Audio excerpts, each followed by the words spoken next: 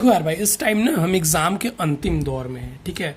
और जो हमारा एग्ज़ाम है और जो हमारा एग्ज़ाम के प्रति जो हमारी इच्छा है, हमारा मन है, वो भी एकदम अंतिम दौर में है। तो इस टाइम जो भी हमारे देखो, जो तुम्हारा डर है और जो भी चीज़ें तुम्हारे साथ हो रही है ना भाई, कोई नहीं समझ सकता, ठीक है। वही बस समझ सकता है जो पेपर देने जा रहा है।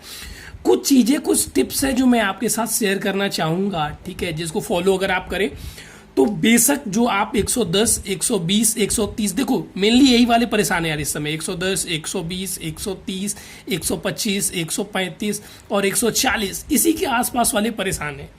देखो जिनका 160, 170 आ रहा है वो तो क्लियरली है कि मेरा हो जाएगा। और भाई जिनका भी मतलब अगले सोमवार को जिनका एग्जाम है और जो वेल प्रिपेयर है भाई, तो प्लीज़ 2-3 टिप्स मेरी शेयर कर लेना।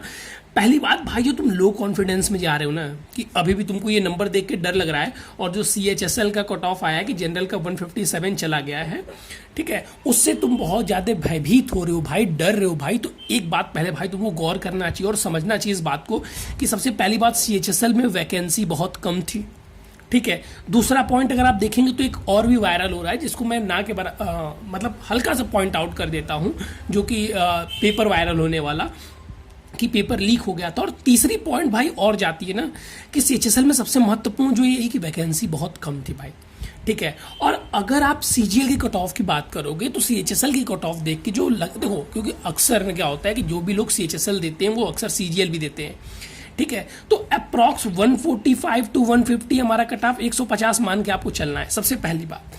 अब कुछ भाई इसमें गलती क्या करते हैं यार, कुछ गलती क्या करेंगे आप पेपर देने टाइम में। आप तो सोच रहे हैं आपसे 130 आ रहा है, 125 आ रहा है, 135 आ रहा है, 120 आ रहा है, तो आप जाएंगे और ये जो तुक्का लगाने वाला अटेम्प्ट होता है इसको लगा के आ जाएंगे, ठीक है। और भाई फिर जो आपका सिलेक्शन होता हुआ रह जाता है ना, वो रह जाता है। तो भाई कुछ चीज़ें ध्यान दे देना। पहली बात भाई देखो, मैं मैथ से स्टार्ट करता हूँ, सब्जेक्ट वाइज चर्चा कर लेते हैं। मैथ में 50 आउट ऑफ 50 मारने की कोशिश मत करना भाई, मैथ में 45 ही मारने की कोशिश करना। अगर 2 क्वेश्चन हो जाते हैं ईजी है तो अच्छी बात है, नहीं होते तो मान के चलना है कि हमको 45 ही अटेम्प्ट करना है, ठीक है। जो भाई मेरे यहाँ पे 110 वाले, 120 वाले, 100 वाले हैं, वो सोच रहे हैं भाई नहीं हो पाएगा, मेरा खराब जाएगा। मान लो भाई जीके पढ़ा हुआ तुम्हारा आ गया, तब तुम्हारा ही पढ़ा हुआ है, गारंटी मेरी है। इंग्लिश अगर तुम्हारा पढ़ा हुआ कब आ गया, सारे ईडीएम, सारे फ्रेज और एरर तुम्हारे समझने वाला आ गया, तब क्या करोगे तुम?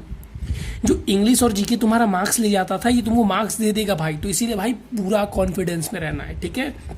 और भाई देखो जिनके मैथ और रीजनिंग अच्छे हैं उनसे एकदम हम्बल रिक्वेस्ट है भाई, इसको प्लीज़ इसमें भी 45 ही मान के चलना, 50 मारने की गलती मत करना भाई। अक्सर हो सकता है कि तुम्हारा मॉक टेस्ट में बन जा रहा होगा, लेकिन अगर एग्जामिनर वहाँ पे 2 क्वेश्चन टेढ़े वाले डाल देता है और तुम पूरा टाइम अपना इसको दे देते हो उस 2 क्वेश्चन के पीछे ना, तो फिर भाई तुम्हारा रिजल्ट बिगड़ सकता है। तो इस बात को भाई प्लीज़ ध्यान में रखना, ठीक है भाई। एकदम तुम्हारा जो एग्जामिनेशन का एंड होना चाहिए, वो एग्जाम होने से खत्म होने से 10 मिनट पहले तुम्हारे पास तुमको बचाने हैं किसी भी हाल में, 5 मिनट बचाने हैं किसी भी हाल में, ताकि तुम इस क्वेश्चन पर रिवर्स आओगे। और अगर तुम भाई टाइम नहीं देते हो तो भाई बचता है, इस बात को ध्यान रख लो। अगर तुम टाइम एक्स्ट्रा नहीं देते हो स्टार्टिंग में तो टाइम बचता है, ठीक है। रीजनिंग के लॉजिकल वाले क्वेश्चन आगे, लॉजिकल पैटर्न वाले हैं, नंबर सीरीज वाले, भाई नहीं हो रहा है छोड़ के आगे बढ़ेंगे। 30 सेकंड से ज़्यादा किसी भी रीजनिंग के क्वेश्चन को टाइम नहीं देना है, ठीक है भाई। चलो दूसरा भाई यहाँ पे ध्यान दे लेना।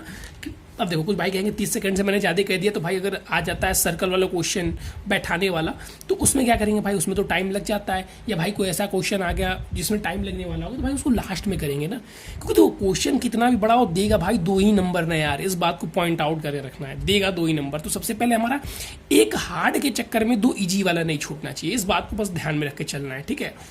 और जो मेनली भाई बात कर रहा था मैं जीके और इंग्लिश की, जो मेरे भाई फियर वाले हुए ना कि भाई मेरा कैसे होगा, तो भाई जीके और इंग्लिश देखो कोई पता नहीं किसका पढ़ा हुआ आ जाए भाई, तो इसीलिए आपको कॉन्फिडेंस लेने के लिए बोल रहा हूँ भाई। अगर जीके और इंग्लिश अगर आपके पकड़ में आ गए